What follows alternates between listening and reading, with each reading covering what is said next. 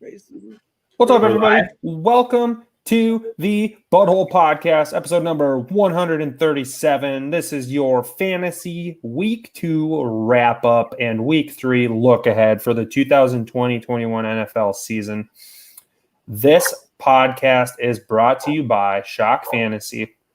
We'd like to give a special thank you to Matt Harrison, who joined us on our mailbag this past Sunday. And he also hooked us up fat. He gave us, when I say us, I mean you, the listeners, a Shock Fantasy promo code of BudHole. So if you head on over to shockfantasy.com and sign up today using promo code BudHole, you'll get the amazing Dynasty Player Values chart, which he updates regularly throughout the season, as well as daily fantasy information for as little as $25 for the entire year. That is 6.9 cents per day. Thank you again, Matt. Make sure to use promo code BudHole when you sign up over at Shock Fantasy. It's also almost 50% off. It is. It's 30. It's like 35% off. Also, we are brought to you by none other than Thrive Fantasy, who's been absolutely killing it this football season. They've given away thousands of dollars, and I've made plenty of money on them as well. If you head over to Thrive Fantasy today, that's thrivefantasy.com, and you sign up using the promo code BUD, that's B-U-D, use promo code BUD. If you put in a $20 deposit today, they will match you with a $50 match. You put in 20, they'll give you 50, and you'll be off and running on their daily fantasy, which is quite literally prop bets. So you bet on the Vegas lines for the games, specific players, and you gain points based off of that, and you get money at the end, assuming you pick well. With that being said, welcome to the podcast, guys. How's it going? Man, Going great. Nice to see you guys again. How's it going for you guys? nice to see you guys again. We have a special lineup tonight, including top injuries of the weekend, which we all know there was plenty. We did touch on it a little bit in episode 136, but we're going to give you the real ramifications from a fantasy perspective on this podcast episode.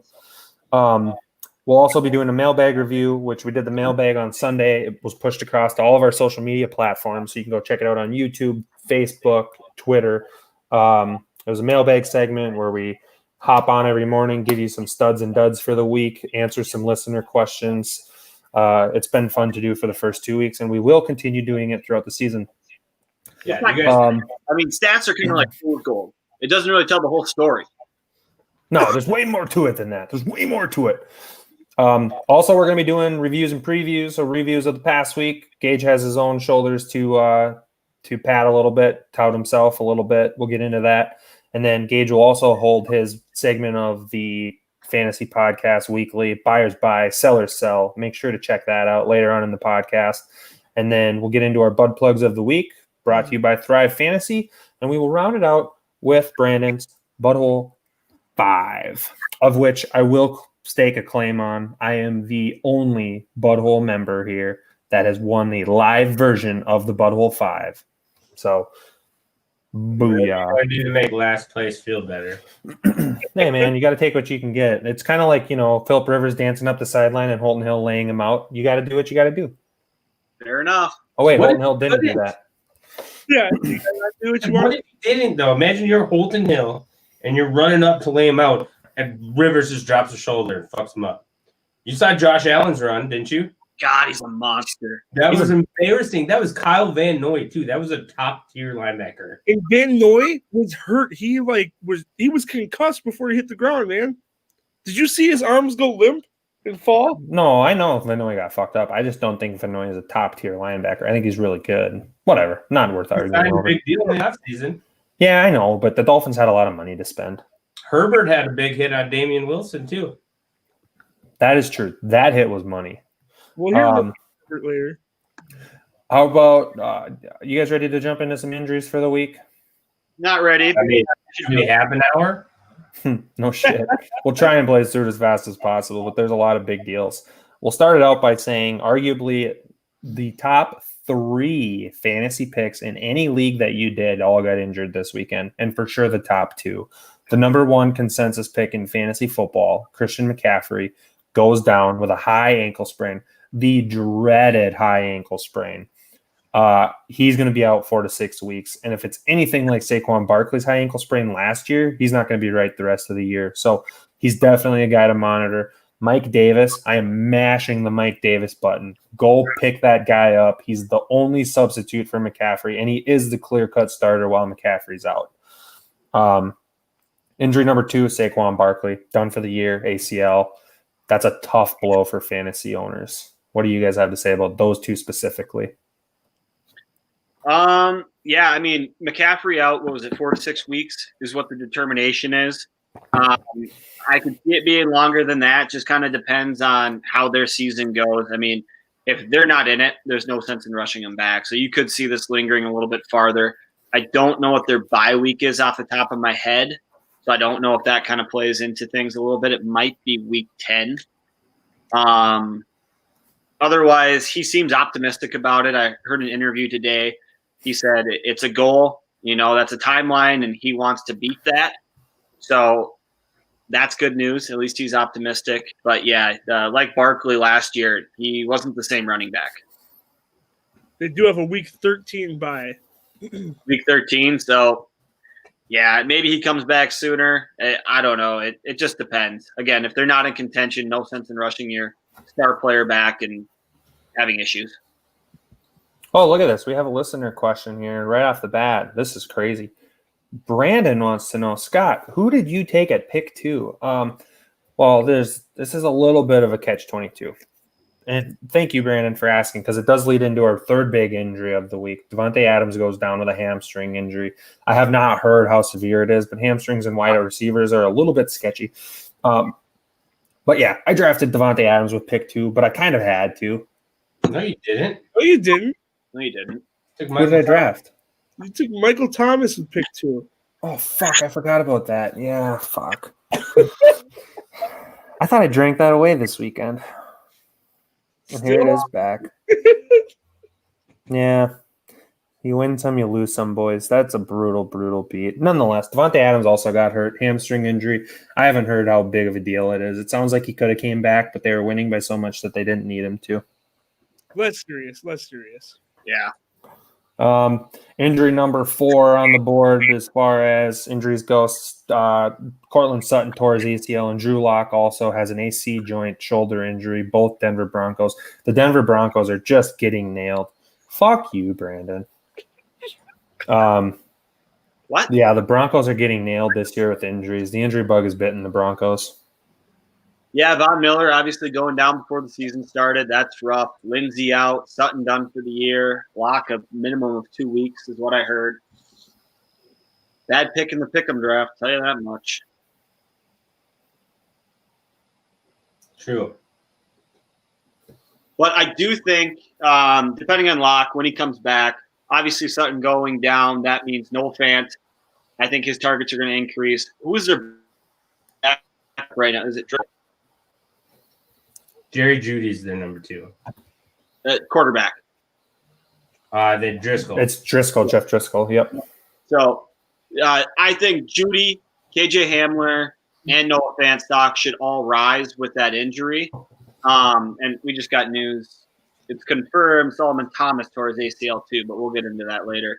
But yeah, I mean, Fant looks really good. With Lock in there, I could see him he's for sure a top 10 tight end, but maybe a top 5 the way he was playing. I don't know if that necessarily fades away because he's a big target and tight ends are safety blankets. So I can see Fant still being a very viable player. Yeah, I think a guy to look for if you're in a little bit deeper league format is KJ Hamler. I think he has a real opportunity here for some action as a rookie in Denver. But with Jeff Driscoll throwing the ball, if he continues to play like he did when he came in for an injured Drew Lock, there's going to be some fantasy relevancy for sure in that offense. And let's not fade Melvin Gordon. With Lindsey going down, Gordon is going to be a good pickup as well if you don't already have him. First week, even with Lindsey, he had 78 yards on 15 rushes and a touchdown. This week, he had 70 yards, no touchdowns, but he had 2 receptions as well for 14 yards. So his input. He caught what Brandon into. Yeah, last week he had 2. This week he had 1. So I think Melvin Gordon is going to be primed for an uptick in carries and targets in the running back position. Yep, I would agree with you. The next big injury of the week is another twofold injury, and we'll get into 3. If you do play in defensive fantasy leagues, you have Mostert with a sprained MCL. He'll be out multiple weeks. You have Garoppolo with a high ankle sprain, so he'll be out multiple weeks.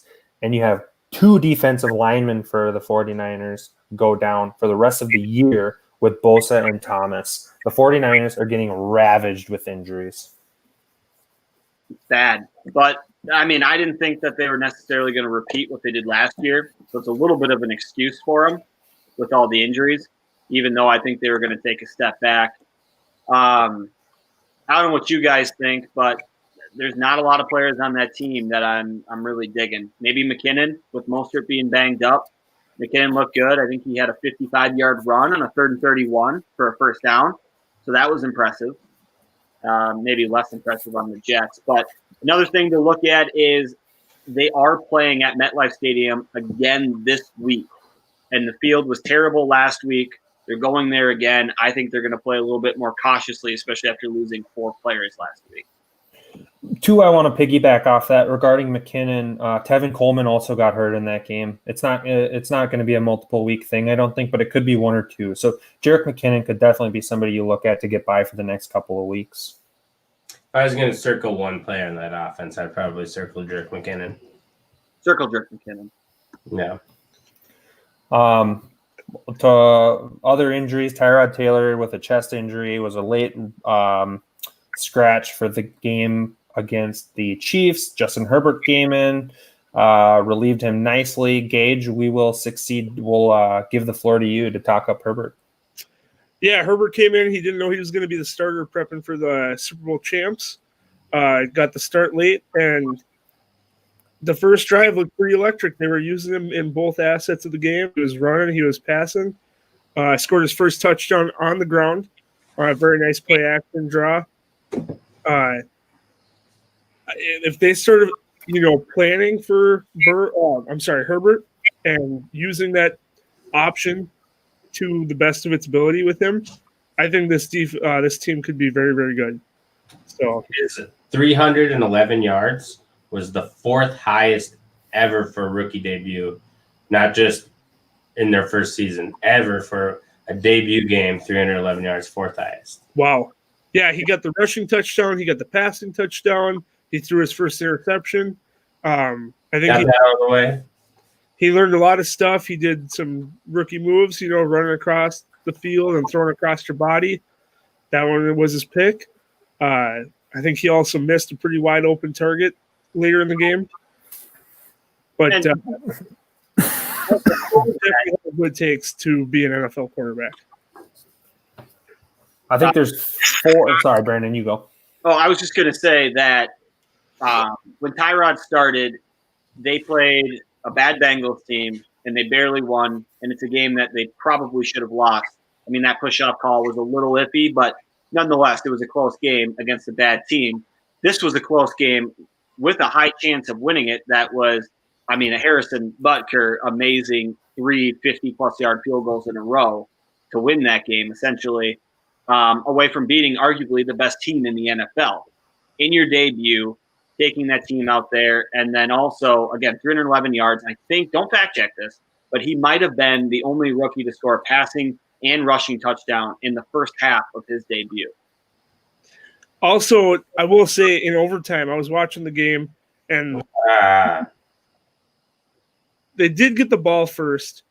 It got down to, I think it was 4th and 1 or 4th and a long one around midfield. And I think if it's his second week or on, if it's Tyrod Taylor, they may go for that. But as soon as they punted that ball away, you knew that the Chiefs Super Bowl MVP were coming back. The other thing I want to say, too, though, with Herbert being the quarterback over Tyrod Taylor, I think it really gives fantasy relevancy to 4 weapons on that offense. Keenan Allen, I feel like, is once again relevant. Hunter Henry, too. He's obviously relevant. Herbert loved him. But then I think, too, Joshua Kelly and Austin Eckler in the backfield, those 2 are definitely – their stock is going up with Herbert as the quarterback. And the biggest reason is he just was very efficient, and he looked for the guys that are real playmakers, and those are the big four playmakers on that team. Yeah, I love the targets going to Keenan Allen right away with the rookie. Yep. He knew Sorry, Gage. Yep. Sorry, I didn't mean to cut you off. perfect. So the other injuries, Paris Campbell tore his ACL against the Vikings. We all saw it. I knew it was a torn ACL right away. It was just a weird little thing with his knee. That's a tough beat for a lot of people that use him as a flex player. He was a nice flex. So I think the guy to look to in that offense would be, what's his name? Mo Alley Cox? No, Mo Cox at tight end could be a streamer, though. But who the hell was the Michael Pittman? No, he's a flex guy. T.Y. Hilton. No. You sure it's not Michael Pittman? Positive. I'll get it here in a second if you guys Also, just want to stall for me. Oh, Zach Pascal. Pascal. Yes, Zach Pascal. Yep, Zach Pascal is the guy to Good job, Brandon. Nice. With If you say the it other loud. big injury, which the last big injury is near and dear to Gage's heart. Sorry, Brandon, go. Was Pascal a torn ACL or was it a strained PCL? And he's he's out indefinitely. Pascal or Paris Campbell? Paris Campbell is a torn ACL. Are you sure? That's what I saw in the injury report when I looked today. Okay. I thought I saw an update earlier. Don't fact check me, but I thought it was a strained PCL. Campbell suffered a PCL injury, which will sideline him indefinitely. Yeah, it does. Okay, yep. It was at noon. So then I must not have been looking. I looked this morning on my morning break. But nonetheless, Paris Campbell is definitely going to be out a while.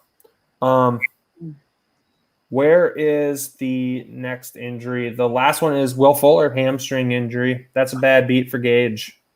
I don't think you have any stocks of him in fantasy without being in the Dynasty League, but I have been holding on to him for a long time in that Dynasty League. Yeah, Will Fuller in the injury history is a real thing. So that kind of wraps up the week 2 injuries. If there's any other ones you guys want to highlight, take the floor now.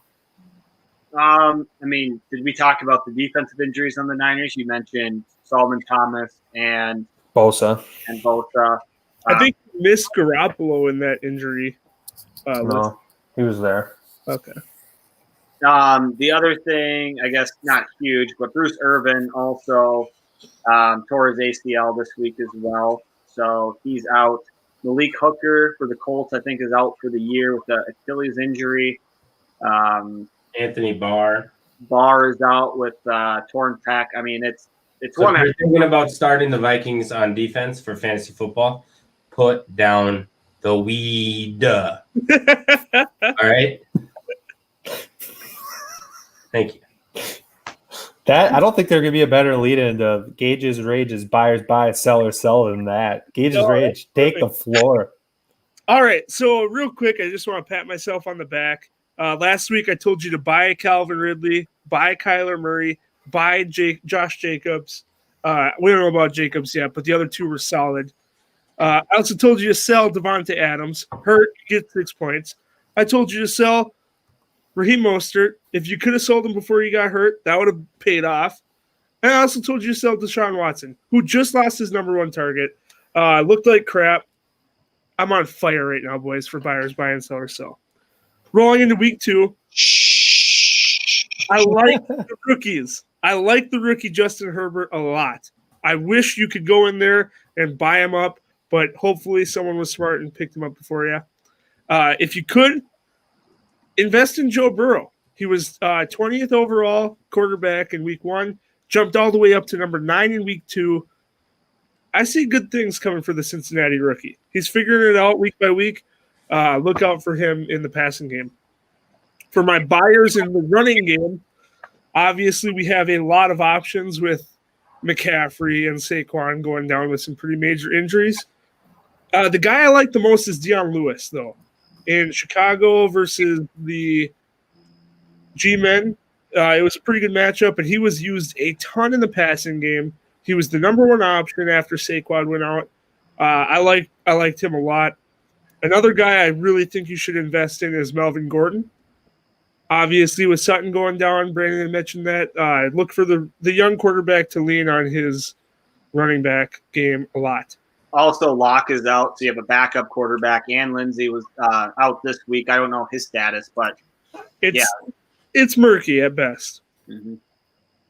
In the wide receiver game, it's kind of it's tough out there. I'll just say that. One guy I'm really warming up to. It's not a full buy right now, but I like John Brown. If Josh Allen and the Buffalo Bills are going to be as active in the passing game as they want to be to win games, I think John Brown is going to be a pivotal part in that offense. And if he's scoring, it's a good week. If he's not scoring, it's not a good week. But he's scoring right now, so go attack him if you can.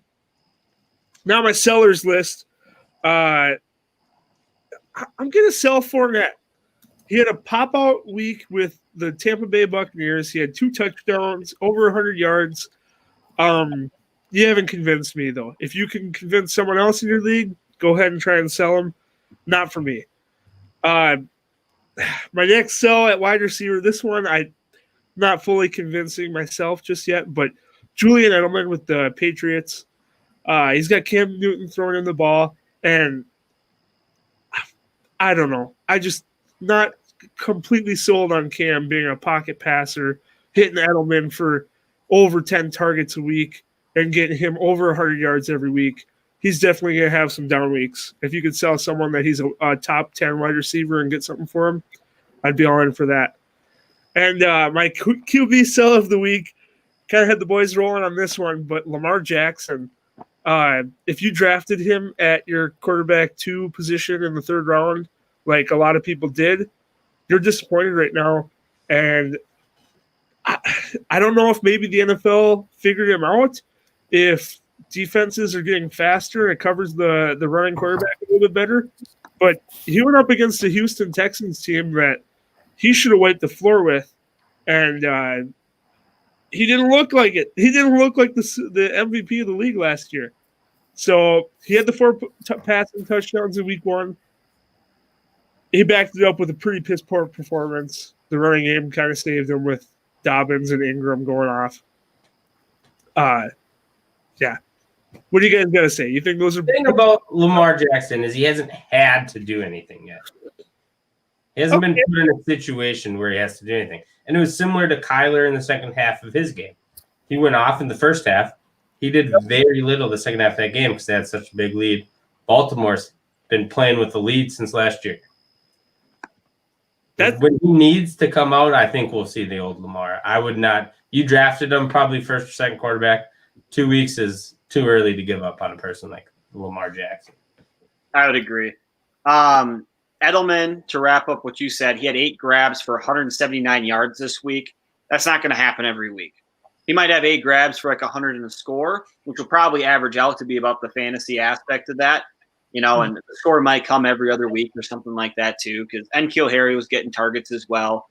But yeah, I mean, I think he's kind of a sell high candidate at the moment just because of a hell of a first week.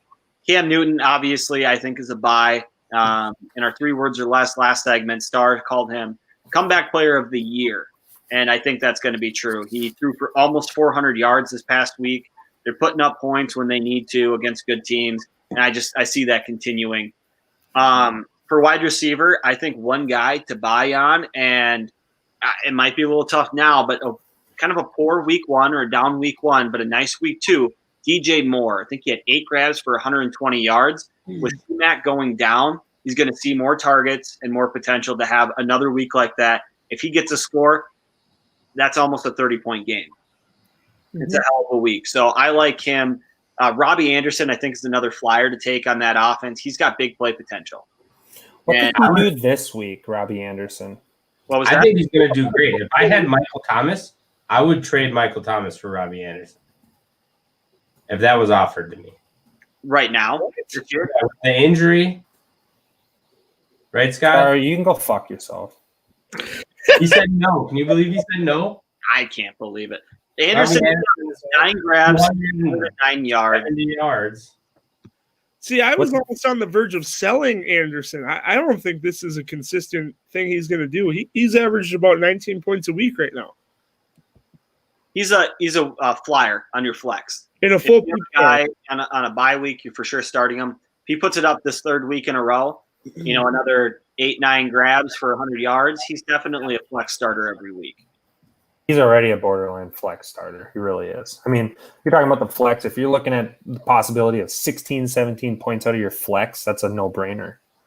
Yeah, I would also add on wide receivers, I would throw Brandon Cooks in there. 5 for 95. Will Fuller going down is definitely a big loss for them, so they're definitely going to need to pass the ball still, I think. And Brandon Cooks is primed to see a lot of those targets come his way.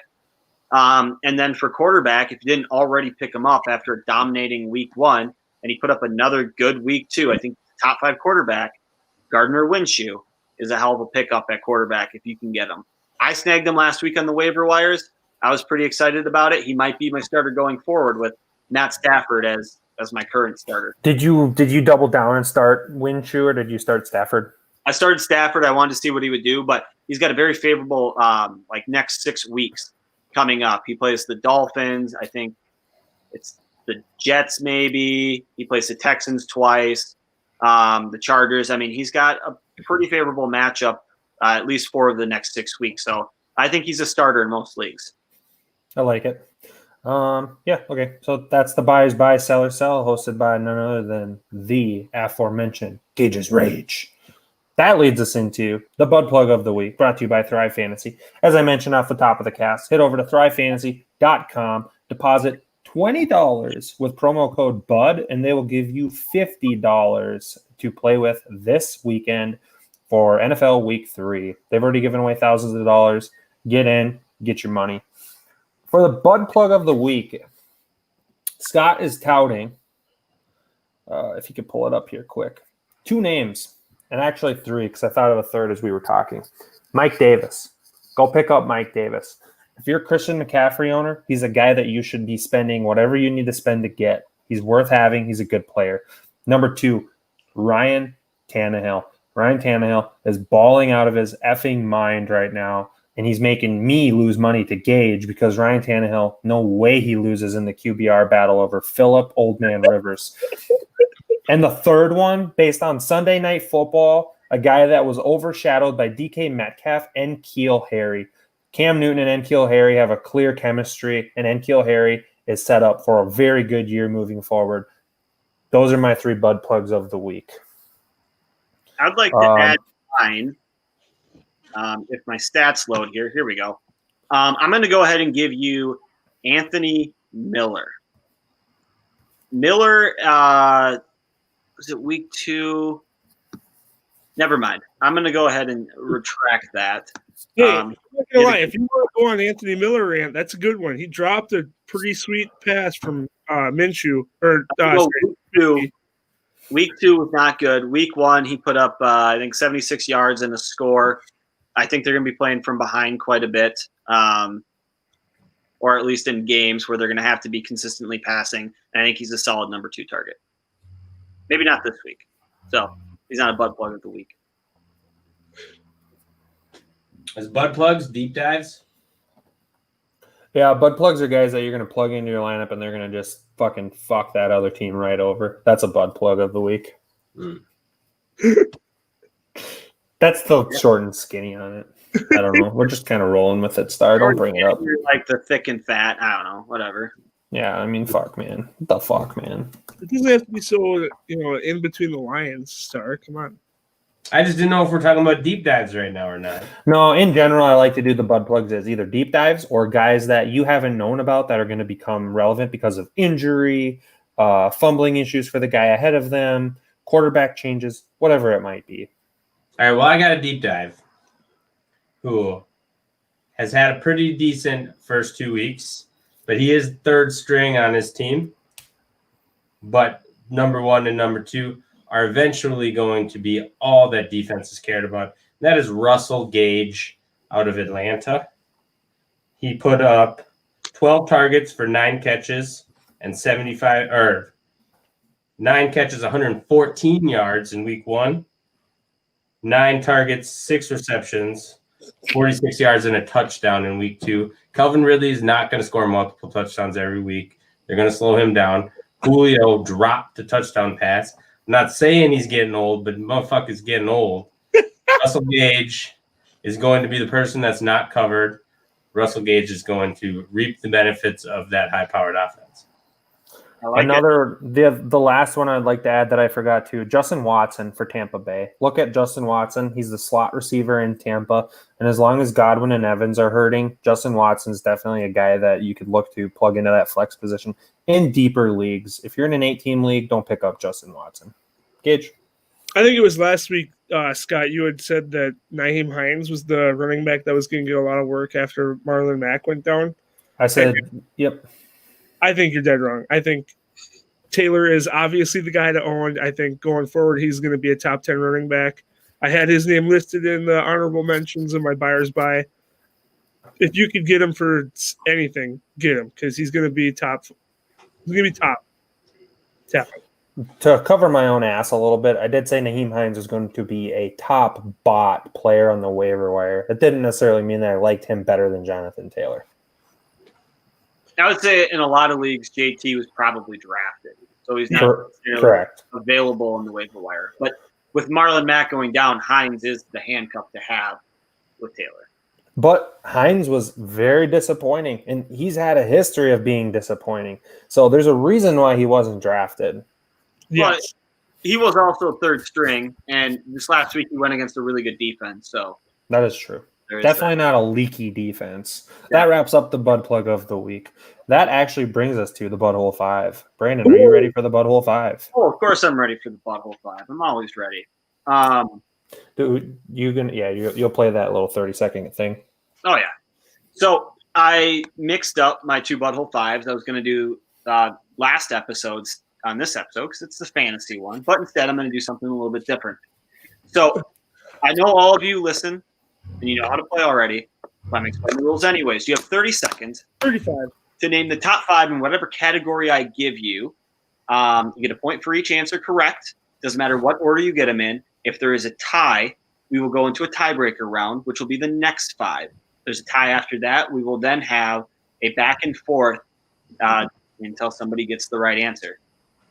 For this one, I want you guys to name the top 5 scoring teams this week. So give me the teams that scored the most points this week.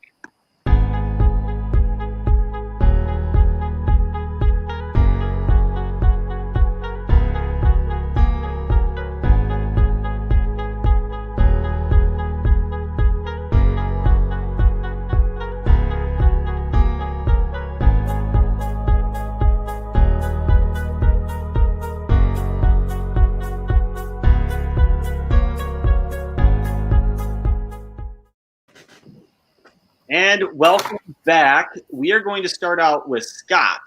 Scott, I want you to give me, since you are the reigning champion of last BudHole 5 and the first live BudHole 5 winner of all time, give me the 5 top scoring teams of last week. So for my top 5 scoring teams, I had the Cowboys, I had the Packers, I had the Falcons, I had the Browns, who came in at 35, and I had the Seahawks. All right, can you name those one more time for me? Cowboys, Packers, Falcons, Browns, Seahawks. Okay. Gage's Rage. I had the Dallas Cowboys, the Atlanta Falcons, the Seattle Seahawks, the Buffalo Bills, and the Green Bay Packers. All right. And Star Lamar. I had the Packers, Falcons, Browns, Cowboys, and Ravens.